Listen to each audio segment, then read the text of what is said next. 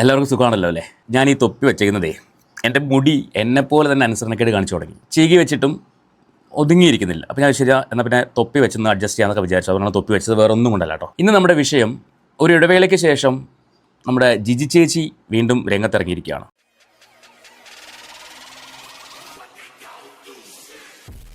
ജിജി ചേച്ചി എന്ന് പറയുമ്പോൾ നിങ്ങൾക്ക് അറിയാമായിരിക്കും, Philokalia charitable trust, Giji Mario and Mario Joseph രണ്ടുപേരുടെ പ്രശ്നങ്ങളൊക്കെ നമ്മൾ നിരന്തരം കഴിഞ്ഞ കുറച്ച് നാളുകളായിട്ട് കേൾക്കുന്ന കാര്യങ്ങളാണ്. അതിൽ ഇപ്പോൾ കുറച്ചൊരു ഗ്യാപ്പ് വന്നിട്ടുണ്ടായിരുന്നു. പ്രത്യേകിച്ച് രണ്ടുപേരും രംഗപ്രവേശനം ചെയ്യാത്തത് കൊണ്ട് തന്നെ അതേക്കുറിച്ചൊന്നും സംസാരം ഉണ്ടായിരുന്നില്ല. എന്നാൽ കഴിഞ്ഞ ദിവസം ഞാനൊരു പോസ്റ്റ് കണ്ടു ഇവരുടെ ഫേസ്ബുക്ക് പ്രൊഫൈലിൽ. ആ പോസ്റ്റ് ഞാനൊന്ന് വായിക്കാം. ഒപ്പം തന്നെ ഒരു ലൈവും പോയിട്ടുണ്ട്. അപ്പോൾ എനിക്ക് ചില സംശയങ്ങൾ തോന്നി. അപ്പോൾ ആ സംശയങ്ങളാണ് നമ്മൾ ഈ വീഡിയോയിൽ സംസാരിക്കാൻ പോകുന്നത്. നിങ്ങൾ ആദ്യമായാണ് ഈ ചാനൽ കാണുന്നെങ്കിൽ ഒന്ന് സബ്സ്ക്രൈബ് ചെയ്തോളൂ. അതോടൊപ്പം ആ ബെല്ലൈക്കൺ ഓൾ ഓപ്ഷൻ എനേബിൾ ചെയ്ത് വെച്ച് ആ ഹൈപ്പൊക്കെ ഒന്ന് കൊടുക്കുകയാണെങ്കിൽ, ഹൈപ്പ് കൊടുക്കാൻ മറന്നു പോരുത്. കാരണം ഇതൊക്കെ ഒരുപാട് പാവങ്ങളുടെ അടുത്തേക്ക് എത്തേണ്ട സബ്ജക്റ്റാണ്. കാരണം ഒരുപാട് പേര് ഇവരുടെ ചാരിറ്റബിൾ ട്രസ്റ്റിലേക്ക് കാശ് കൊടുത്തിട്ട് ആ കാശ് എന്ത് ചെയ്തെന്ന് പോലും പലർക്കും അറിയില്ല. ആ ലെവലിലേക്ക് നിൽക്കുകയാണ്. ഇപ്പോൾ ഇവർ പറയുന്ന കാര്യങ്ങൾ കേട്ട് കഴിഞ്ഞാൽ എന്തിനു വേണ്ടി ഇത്രയും കാശ് കൊടുത്തു എന്ന് തോന്നിപ്പോവും. ഇവിടേക്കാണ് നമ്മൾ ഈ അച്ചായൻ ഗോൾഡിൽ അച്ചായനെയൊക്കെ നമിച്ചു പോകുന്നത്. കാരണം അച്ചായൻ ചെയ്യുന്നത് അച്ചായൻ്റെ കയ്യിലെ കാശെടുത്താണ് ചെയ്യുന്നത്. അല്ലെങ്കിൽ അച്ചായൻ ഇപ്പോൾ പരസ്യങ്ങൾക്ക് വേണ്ടി മാറ്റി വെക്കുന്ന കാശെടുത്ത് വെച്ചിട്ടായിരിക്കും ഒരു പക്ഷേ ഈ ചാരിറ്റിയൊക്കെ ചെയ്യുന്നത്. അച്ചായൻ ഒരുപാട് പേര് കളിയാക്കുന്നൊക്കെയുണ്ട്. നമുക്കതെല്ലാം അതിലേക്കൊക്കെ വരാം. ഈ ഒരു പോസ്റ്റ് വായിച്ചിട്ട് നമുക്കതിലേക്ക് വരാം. ചില കാര്യങ്ങൾ ബോധ്യപ്പെടുത്തുന്നു. ഫിലോകാലിയ ചാരിറ്റബിൾ ട്രസ്റ്റിൻ്റെ കീഴിൽ 27 വീടുകളുടെ നിർമ്മാണ പ്രവർത്തനങ്ങളാണ് നിലവിൽ ഒരു വർഷമായി മരവിച്ച് കിടക്കുന്നത്. ഒരു വർഷം എന്ന് പറയുമ്പോൾ ഇവരുടെ പ്രശ്നങ്ങൾ ആക്ച്വലി നമ്മൾ പുറത്തേക്ക് അറിഞ്ഞു തുടങ്ങിയിട്ട് ഒരു 3 മാസമേ ആയിട്ടുള്ളൂ അല്ലേ? 3 മാസം ആയിട്ടില്ല. വളരെ റീസെൻ്റ് ആയിട്ടാണ് നമ്മൾ അറിയുന്നത് ഇവർ തമ്മിൽ പ്രശ്നത്തിലാണ്, ഇവരുടെ സ്വത്ത് തർക്കങ്ങൾ അല്ലെങ്കിൽ ആ ട്രസ്റ്റിലേക്ക് വേറെ ആൾക്കാരെ ഉൾപ്പെടുത്തി എന്നൊക്കെ പറഞ്ഞിട്ടുള്ള പ്രശ്നങ്ങൾ നമ്മൾ അറിഞ്ഞിട്ടൊരു 3 മാസം, ഞാൻ ഏറ്റവും മാക്സിമം ഒരു ടൈമാണ് പറഞ്ഞു 3 മാസം. അപ്പോൾ പിന്നെ എങ്ങനെയാണ് ഒരു വർഷമായിട്ട് പ്രവർത്തനങ്ങൾ നിലച്ചു കിടക്കുന്നത്? ഇവർ വളരെ ആക്റ്റീവായിട്ട് പോയിരുന്ന വ്യക്തികളാണ് എന്നാണ് ഇവർ തന്നെ അവകാശപ്പെടുന്നത്. ഫിലോകാലിയ ഓഫീസ് റെൻറ്റ്, സ്റ്റാഫിൻ്റെ സാലറി ആൻഡ് കറണ്ട് ബില്ല് പോലും അടയ്ക്കാൻ സാധിക്കാത്ത സാഹചര്യത്തിലാണ്. സൗജന്യമായി ഓടുന്ന ആംബുലൻസ് ഉണ്ടെങ്കിലും പെട്രോൾ പോലും ഒഴിക്കാനുള്ള സാഹചര്യം ഇല്ലാത്തതിനാൽ ആംബുലൻസിൽ പെട്രോളാണോ ഡീസലാണോ എന്തെങ്കിലും ആവട്ടെ, രണ്ടും ഉണ്ടല്ലോ അല്ലേ? ശരി, അത് ഓട്ടം നിലച്ചു കിടക്കുകയാണ്. ഈ ഒരു സാഹചര്യത്തിൽ കോട്ടയത്ത് പ്രവർത്തിച്ചു വന്നിരുന്ന ഫിലോകാലിയയുടെ ഓഫീസ് അടച്ചിട്ടിരിക്കുകയാണ്. എൻ്റെ ലക്ഷ്യം നിലവിലുള്ള 27 വീടുകളുടെ പണികൾ പൂർത്തിയാക്കി അവരുടെ കണ്ണുനീരൊപ്പുക എന്നുള്ളതാണ്. കൂടാതെ നിലവിൽ നടന്നുകൊണ്ടിരിക്കുന്നത് പോലെ ഫിലോകാലിയ ചാരിറ്റബിൾ ട്രസ്റ്റിൻ്റെ എല്ലാ പ്രവർത്തനങ്ങളും കണ്ടിന്യൂ ചെയ്ത് മുന്നോട്ട് കൊണ്ടുപോകണം. അതിനുവേണ്ടി എല്ലാവരും പ്രാർത്ഥിക്കണം, കൂടെ ഉണ്ടാകണം. മറ്റുള്ളവരെ ഇടിച്ചു താഴ്ത്തി അവരുടെ മേൽ ആരോപണം ഉന്നയിച്ചുകൊണ്ടും സമൂഹത്തിൽ അവരെ അപമാനിച്ചുകൊണ്ടും ഞാൻ ശരിയാണ് എന്ന് തെളിയിക്കാനോ മേന്മ കാണിക്കാനോ എനിക്ക് താല്പര്യമില്ല. അത്തരം തരം താഴ്ന്ന നിലപാടിനോട് യോജിപ്പില്ല. അതുകൊണ്ട് തന്നെ കൂടുതൽ സംസാരിക്കാൻ ഞാൻ മുതിരുന്നില്ല. ആരെയും വേദനിപ്പിക്കാതിരിക്കുക, എല്ലാവർക്കും നന്മ വരണമെന്ന് ആഗ്രഹിക്കുക. സംഭവിച്ചത് നല്ലതിന്, സംഭവിക്കാൻ പോകുന്നത് നല്ലതിന്, സംഭവിച്ചുകൊണ്ടിരിക്കുന്നത് നല്ലതിന്. കൂടെ ഉണ്ടാകണമേ. ജിജി മാരിയോ. Contact number. 4 വർഷമായി ഫിലോകാലിയയിലേക്കുള്ള ഫണ്ട് താഴെ കാണുന്ന അക്കൗണ്ടിലേക്കാണ് വന്നുകൊണ്ടിരിക്കുന്നത്. Please support us. എൻ്റെ ഒന്നാമത്തെ ചോദ്യം, ഇതിനകത്ത് Philokalia charitable trust, Federal Bank, something so എന്ന് പറഞ്ഞ് അക്കൗണ്ട് നമ്പർ കൊടുത്തിട്ടുണ്ട്. 4 വർഷമായിട്ട് ആ അക്കൗണ്ടിലേക്ക് ഫണ്ട് വന്നുകൊണ്ടിരിക്കുന്നു. 1 വർഷമായിട്ട് പ്രവർത്തനങ്ങൾ നിലച്ചുകൊണ്ടിരിക്കുന്നു. കാരണം ഇവരുടെ അക്കൗണ്ടിൽ ട്രാൻസാക്ഷൻ ചെയ്യാൻ പറ്റുന്നില്ല. എന്താ കാര്യം? ഇവരുടെ ഹസ്ബൻഡും വൈഫും കൂടെ ചേർന്നിട്ടാണ് ഈ അക്കൗണ്ട് സ്റ്റാർട്ട് ചെയ്തിരിക്കുന്നത്. അപ്പോൾ രണ്ടുപേരുടെയും സൈൻ ഉണ്ടെങ്കിൽ മാത്രമേ ട്രാൻസാക്ഷൻ നടക്കത്തുള്ളൂ എന്നാണ് ഇവർ അവകാശപ്പെടുന്നത്, അല്ലെങ്കിൽ ആവശ്യപ്പെടുന്നത്. അങ്ങനെയുള്ളപ്പോൾ അതേ അക്കൗണ്ട് നമ്പർ തന്നെ ഇവർ വീണ്ടും ഇവിടെ ഇടുന്നതിനുള്ള ഉദ്ദേശം എന്താണ്? എനിക്കത് മനസ്സിലാവുന്നില്ല. നിങ്ങൾക്ക് അങ്ങനത്തെ സംശയം തോന്നിയിട്ടുണ്ടെങ്കിൽ ഒന്ന് കമൻറ്റ് ചെയ്യണേ. അല്ലെങ്കിൽ നിങ്ങൾക്ക് അതിൻ്റെ ആൻസർ അറിയാമെങ്കിൽ ഒന്ന് കമൻറ്റ് ചെയ്യണേ. എന്തുകൊണ്ടായിരിക്കും അവരങ്ങനെ 4 വർഷമായിട്ട് ട്രാൻസാക്ഷൻ നടക്കുന്ന അക്കൗണ്ടിൽ 1 വർഷമായിട്ട് പ്രവർത്തനങ്ങൾ നിലച്ചിരിക്കുന്ന സമയത്ത് ഫിലോകാലിയ ചാരിറ്റബിൾ ട്രസ്റ്റിൻ്റെ പ്രവർത്തനങ്ങൾ 1 വർഷമായിട്ട് നിലച്ചിരിക്കുന്നു എന്നാണ് ഇവർ പറയുന്നത്. അങ്ങനെയുള്ളപ്പോൾ അതിന് കാരണം പറയുന്നത് ഇവരുടെ സൈനിങ് അതോറിറ്റി 2 പേർക്കും ഉണ്ട്. അതിൽ ഒരാളുടെ സൈൻ മാത്രം ഉണ്ടായിട്ട് കാര്യമില്ല, 2 പേരുടെ സൈൻ വേണമെന്നാണ്. അപ്പോൾ അതേ അക്കൗണ്ടിലേക്ക് വീണ്ടും കാശ് ഇടാൻ പറയുന്നതിൻ്റെ ഉദ്ദേശം എനിക്ക് മനസ്സിലാവുന്നില്ല. ഇതാണ് എൻ്റെ ഒന്നാമത്തെ ചോദ്യം. രണ്ടാമത്തെ ചോദ്യം, ഇവർക്ക് ഈ ഫണ്ടുകളെല്ലാം ഇവരുടെ കയ്യിൽ നിന്ന് മുടക്കുന്ന ഫണ്ടുകളാണോ? ഒരിക്കലും അല്ല. സാധാരണക്കാരായിട്ടുള്ള ആൾക്കാർ അവരുടെ കുടുംബങ്ങൾക്ക് പോവേണ്ട കാശ് ഏതെങ്കിലും പാവങ്ങളെ സഹായിക്കട്ടെ എന്ന് വിചാരിച്ചിട്ട് ഇവരിലേക്ക് അയച്ചു കൊടുക്കുന്നതാണ്. ഈ പറയുന്ന അക്കൗണ്ടിലേക്ക് അയച്ചു കൊടുത്തുകൊണ്ടിരുന്നതാണ്. ഞാൻ ഈ ഫിലോകാലിയെക്കുറിച്ച് ആദ്യമായിട്ട് കേൾക്കുന്നത്, ഞാൻ മുൻപൊരു വീഡിയോ പറഞ്ഞിട്ടുണ്ടായിരുന്നു, നെയ്യാറ്റിൻകരയിൽ അച്ഛനും അമ്മയും സൂയിസൈഡ് ചെയ്ത ഒരു കഥയുണ്ടായിരുന്നു. മക്കളിൽ ഒരു മകൻ അവരുടെ ശരീരം മറവ് ചെയ്യാൻ സ്വന്തമായിട്ട് മറവ് ചെയ്തു. അതിൻ്റെ പേരിൽ കേസ് വന്നു. അങ്ങനെ കുറേ കാര്യങ്ങൾ വെച്ചിട്ട് ഒരു കഥ കേട്ടു. അവിടെ അവർക്ക് വീട് വെച്ച് കൊടുത്തത് ഫിലോകാലിയയിൽ മാരിയോ ജോസഫും ജിജി മാരിയും കൂടെ ചേർന്നിട്ടാണ്. ആ സ്ഥലം ബോബി ചെമ്മണ്ണൂർ മേടിക്കാനൊക്കെ വന്നു, മേടിച്ചു കൊടുക്കാൻ വേണ്ടി വന്നു. പക്ഷേ അത് നടക്കാതെ ഒരു സാഹചര്യം വന്നു. അങ്ങനെയൊക്കെയുള്ള കഥകൾ കേട്ടിട്ടുണ്ടായിരുന്നു, വാർത്തകൾ കേട്ടിട്ടുണ്ടായിരുന്നു. അപ്പോഴാണ് ഇവരെക്കുറിച്ച് ആദ്യമായിട്ട് കേൾക്കുന്നത്. അതിനുശേഷം ഇവരുടെ പേര് ഞാൻ കേൾക്കുന്നത് ഈ പറയുന്ന പ്രശ്നങ്ങളൊക്കെ വന്നപ്പോഴാണ്. അതിനിടയ്ക്കൊന്നും ഇവരുടെ പ്രവർത്തനങ്ങളുമായിട്ട് മുന്നോട്ട് പോകുന്നുണ്ടായിരിക്കും. പക്ഷേ 4 വർഷമായിട്ട് പ്രവർത്തിച്ചുകൊണ്ടിരുന്ന ഒരു അക്കൗണ്ട് 1 വർഷമായിട്ട് പ്രവർത്തിക്കാതിരിക്കുമ്പോൾ എന്തിനാണ് അതിലേക്ക് വീണ്ടും ഫണ്ട് ചോദിക്കുന്നതെന്ന് എനിക്ക് മനസ്സിലാവുന്നില്ല. അപ്പോൾ സൈനിങ് അതോറിറ്റി രണ്ടുപേരും ഒരുമിച്ച് ഒപ്പിടാൻ പറ്റുമോ? മാരിയോ ജോസഫ് ഹോട്ടലിലെ പ്രശ്നങ്ങൾ അവസാനിച്ചോ? അത് ഇവരുടെ ലൈവ് പറയുന്നുണ്ട്, നമുക്കതൊന്ന് കേട്ട് നോക്കാം. നമസ്കാരം, ഞാൻ ജിജി മാരിയോ ഫിലോകാലിയിൽ നിന്നാണ് കേട്ടോ.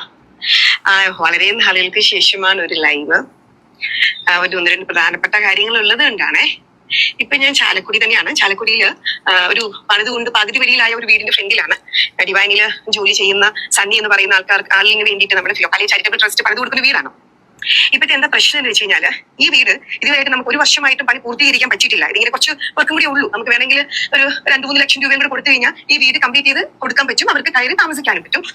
പക്ഷെ എനിക്കിപ്പോ ഒന്നും ചെയ്യാൻ പറ്റാത്ത സാഹചര്യത്തിലായിരിക്കാം. അതായത് ഒരുപാട് പേര് എന്നെ വിളിച്ചിട്ട് പറയുന്നുണ്ട്, മേഡം എന്താ ഫിലോകാലിയിൽ ഇപ്പോ ആക്റ്റീവ് അല്ലേ, അല്ലെങ്കിൽ വർക്ക് ചെയ്യാത്ത എന്താ, വീട് പണികൾ കംപ്ലീറ്റ് ചെയ്യാത്ത എന്താ എന്നൊക്കെ ചോദിച്ചിട്ട് ഒത്തിരി പേര് എന്നെ വിളിക്കുന്നുണ്ട്. പക്ഷെ ഞാനൊരു സത്യം പറയട്ടെ, ഞാൻ ഹെൽപ്ലെസ് ആണ്. എനിക്കിതൊന്നും ചെയ്യാൻ പറ്റുന്നില്ല. അതായത് ഏകദേശം 27 വീടുകളാണ്, എക്സാക്ട്ലി പറഞ്ഞാൽ 27 വീടുകളാണ് ഈ ഫിലോകാലിയ ചാരിറ്റബിൾ ട്രസ്റ്റിന്റെ അണ്ടറിൽ, നമ്മുടെ അണ്ടറിൽ അത്യാവശ്യം മരവിച്ച് കിടക്കുന്നത്, പണി പൂർത്തിയാകാതെ പെൻഡിങ് കിടക്കുന്നത്. അപ്പൊ ചോദിക്കും, നിങ്ങൾക്ക് ഒരു ചോദ്യം ഉണ്ടാവും, എന്തേ നിങ്ങളത് കംപ്ലീറ്റ് ചെയ്യാത്തത് എന്ന്. സത്യം പറഞ്ഞാൽ ഞാൻ മാത്രം ശ്രമിച്ചതുകൊണ്ട് ഇതിൽ കാര്യമില്ല. ഇതിൽ സൈനിങ് അതോറിറ്റി ഞങ്ങൾ 2 പേരുമാണ്. അതായത് ഞാനും എന്റെ ഹസ്ബൻഡും ചേട്ടനും കൂടി ചേർന്നിട്ടാണ് സൈനിങ് അതോറിറ്റി. അപ്പൊ അദ്ദേഹം സൈൻ ചെയ്യാതെ ഒരു ചെക്ക് പോലും മൂവ് ചെയ്യാൻ എനിക്ക് പറ്റില്ല. Yes, that's A point. അദ്ദേഹം കൂടി സൈൻ ചെയ്യാതെ ഒരു ചെക്ക് പോലും മൂവ് ചെയ്യാൻ പറ്റില്ല. പിന്നെ എങ്ങനെയാണ് ഇവർ അക്കൗണ്ട് നമ്പർ കൊടുത്തിട്ട്, ഒരു ദിവസം മുന്നേറ്റ ഫേസ്ബുക്ക് പോസ്റ്റാണ് ഞാൻ വായിച്ചത്, 4 വർഷമായിട്ട് റൺ ചെയ്യുന്ന അക്കൗണ്ട് വീണ്ടും എന്തിന് പബ്ലിഷ് ചെയ്തു? ഹസ്ബൻഡിനോട് സൈൻ ചെയ്യണമല്ലോ. അപ്പോൾ അദ്ദേഹം സൈൻ ചെയ്തിട്ടുണ്ടോ? എവിടേക്കോ എന്തൊക്കെയോ ചെയ്യുന്നില്ലേ? ഇനി ഇവരുടെ റാൻമൂളികൾ എന്നെ വന്ന് തെറി പറഞ്ഞാലും എനിക്കൊന്നുമില്ല, ചോദിക്കേണ്ട ചോദ്യം ചോദിക്കാന്ന് ചെയ്യും. ബാക്കി കേൾക്കാം. മാത്രമല്ല, അദ്ദേഹം നമ്മുടെ ബാങ്ക് അക്കൗണ്ടിൽ പല ബാങ്കിലും KYC പുതുക്കാൻ തയ്യാറായിട്ടില്ല. അതുകൊണ്ട് അക്കൗണ്ട് മരവിച്ച നിലയിലുമാണ്.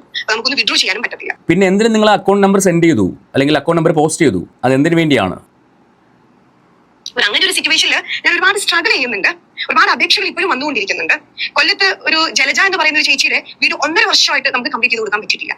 അപ്പൊ ഒരു വാർത്ത കിട്ടിയിരിക്കുകയാണ്. അപ്പൊ ഇങ്ങനെ ഒരുപാട് പേര്, ഏകദേശം 27ഓളം പേര്. ഇതിപ്പോ നിങ്ങൾക്ക് കാണുമ്പോൾ മനസ്സിലാവും, ഇത് 20 ട്രൈബൽസിന്റെ 20 വീടുകളുടെ ഫയലാണ്. നമ്മൾ ഓരോ ഫയലും ഓരോ വീടും നമ്മൾ ഒരു ഫയലാക്കും. നമ്മൾ എത്ര രൂപ അടച്ചു, ഈ വീടിന്റെ ഓരോ ഘട്ടം ഘട്ടമായിട്ടുള്ള ഫോട്ടോസ് ഒക്കെ നമ്മൾ എടുത്ത് ഫയൽ ചെയ്യും. പൈസ പോകുന്ന ട്രാൻസാക്ഷൻസ് മറ്റൊക്കെ വളരെ കറക്റ്റ് ആയിട്ടാണ് പോകുന്നത്. അപ്പൊ ഇതെല്ലാം നമ്മൾ അവരുടെ ഡീറ്റെയിൽ, എത്ര രൂപ പോയിട്ടുണ്ട് എന്നുള്ളതെല്ലാം നമ്മൾ ഫയലാക്കി വെക്കുക. അപ്പൊ ഓരോ വീട് പണിത് കൊടുക്കുമ്പോൾ അവരുടെ പേരിൽ എല്ലാം ഒരു ഫയൽ ഉണ്ടാവും. അങ്ങനെ ഇതൊരു 20 ഫയലാണ്. ഈ 20 ഫയൽ ഏതാണെന്ന് ചോദിച്ചു കഴിഞ്ഞാൽ, ഈ തൃശ്ശൂരിലെ ജില്ലാ കളക്ടർ നമ്മളെ ഏൽപ്പിച്ച, ഒരു ട്രൈബൽസിന് വേണ്ടി ഏൽപ്പിച്ച 20 വീടുകളുടെ പ്രൊജക്റ്റാണ് ഇപ്പോൾ പ്രതിസന്ധി ഘട്ടത്തിൽ പാതിവഴി നിൽക്കുന്നത്.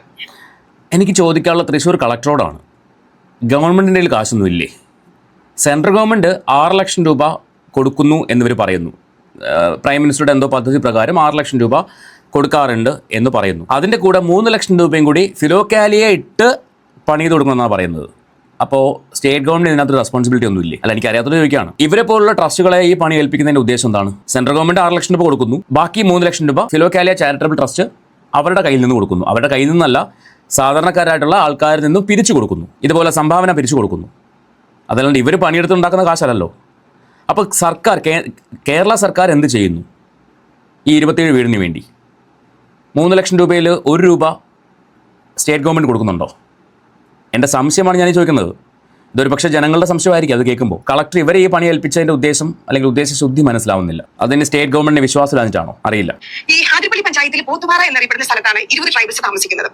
അവിടുത്തെ മൂപ്പൻ എന്നെ കഴിഞ്ഞ ദിവസം വിളിച്ചിട്ടുണ്ട്. അവർക്ക് വിഷയങ്ങളോ കാര്യങ്ങളോ അതിന്റെ ഗൗരവമോ ഒന്നും അറിയില്ല. അവരുടെ വിചാരം നമ്മൾ മനഃപൂർവ്വം പണി നടത്തുന്നില്ല എന്നുള്ളതാണ് അവർക്ക്. അപ്പൊ അങ്ങനെ ഒരു രീതിയിൽ അവർ സംസാരിക്കുന്നു. പക്ഷേ ഞാൻ ഹെൽപ്ലെസ് സിറ്റുവേഷനിലാണ് ഇപ്പോൾ പോയിക്കൊണ്ടിരിക്കുന്നത്. അതൊന്ന് ബോധ്യം. അതുപോലെ ട്രൈബ്സിന് വേണ്ടി കാശൊന്നും മാറ്റി വെക്കാറില്ലേ? ഈ ആദിവാസി സംരക്ഷണത്തിന് വേണ്ടി ഫണ്ടുകളൊക്കെ മാറ്റി വെക്കാറില്ലേ? അത് അറിയുന്ന ആരെങ്കിലും ഉണ്ടെങ്കിൽ ഒന്ന് കമൻറ്റ് ചെയ്തേക്കണേ. അതിനുവേണ്ടി പ്രവർത്തിക്കുന്ന വിങ്ങുകളില്ലേ ഗവൺമെൻറ്റിൽ? അവിടെ ഫണ്ടില്ലേ?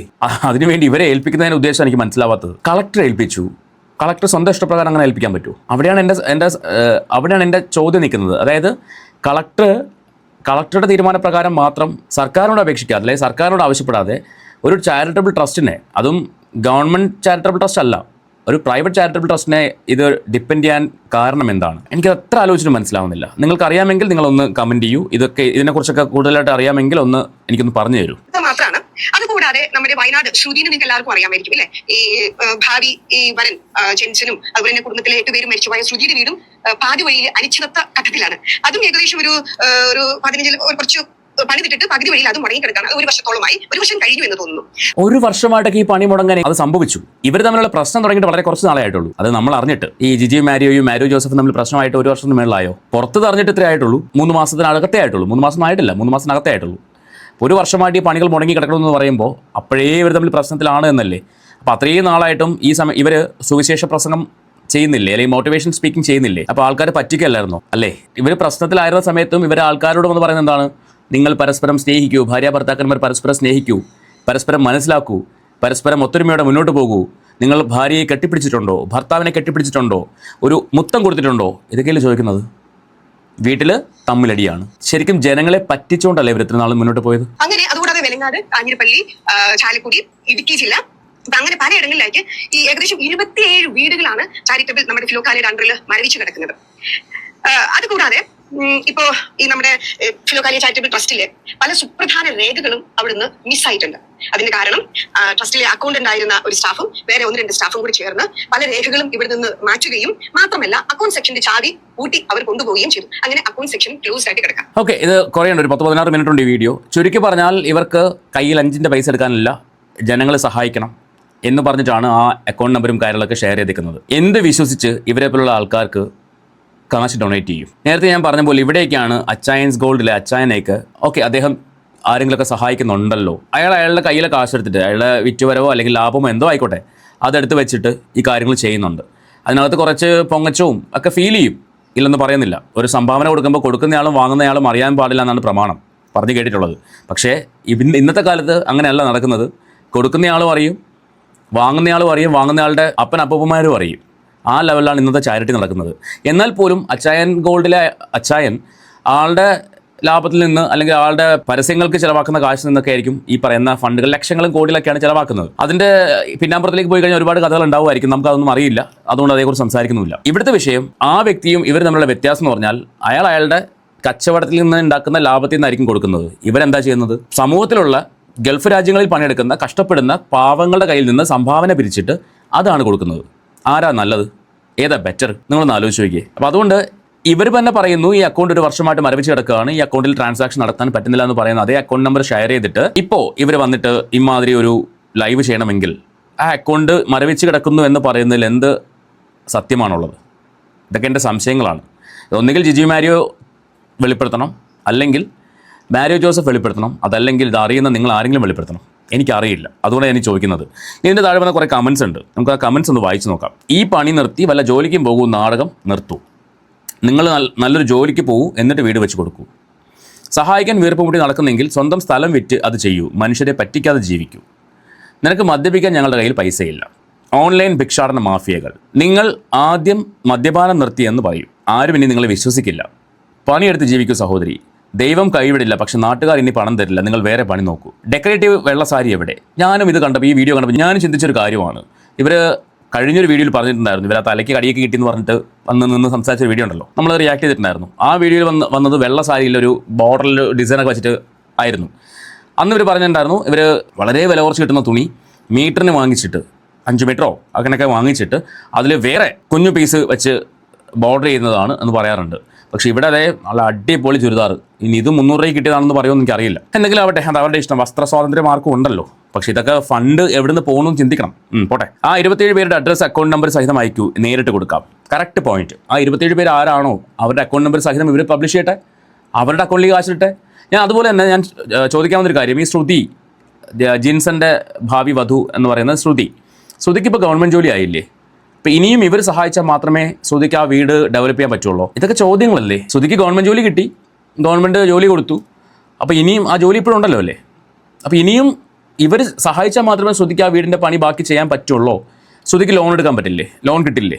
ഒരു ലോൺ എടുത്ത് ആ വീട് വെച്ച് കഴിഞ്ഞാൽ ബാക്കി ലോൺ സാലറിയിൽ നിന്ന് അടച്ചു പോകാൻ പറ്റില്ലേ? ഇതൊക്കെ ചോദ്യങ്ങളാണ്. അപ്പോൾ ഇവർ ആരെ പറ്റിക്കാൻ വേണ്ടിയാണ് ഈ വീണ്ടും ഇറങ്ങിയിരിക്കുന്നത്? എനിക്കറിയില്ല. എന്തായാലും എന്നെ കണ്ടുകൊണ്ടിരിക്കുന്ന നിങ്ങൾ തന്നെ എനിക്കൊരു ഉത്തരം തരൂ. അതുപോലെ ഇവരെക്കുറിച്ച് കൂടുതൽ കാര്യങ്ങൾ അറിയാവുന്നൊരു കമൻറ്റ് ചെയ്യൂ, അല്ലെങ്കിൽ എൻ്റെ ഇൻസ്റ്റാഗ്രാം അക്കൗണ്ട് ദേവ് ഡിക്കോട്ട്സ് എന്ന് പറയുന്ന അക്കൗണ്ടിലേക്ക് ഡീറ്റെയിൽസ് അയച്ചു തരൂ. നമുക്ക് കൂടുതൽ സംസാരിക്കാം, കൂടുതൽ അന്വേഷിക്കാം. സോ നമുക്ക് മറ്റൊരു വീഡിയോ ആയിട്ട് വീണ്ടും കാണാം.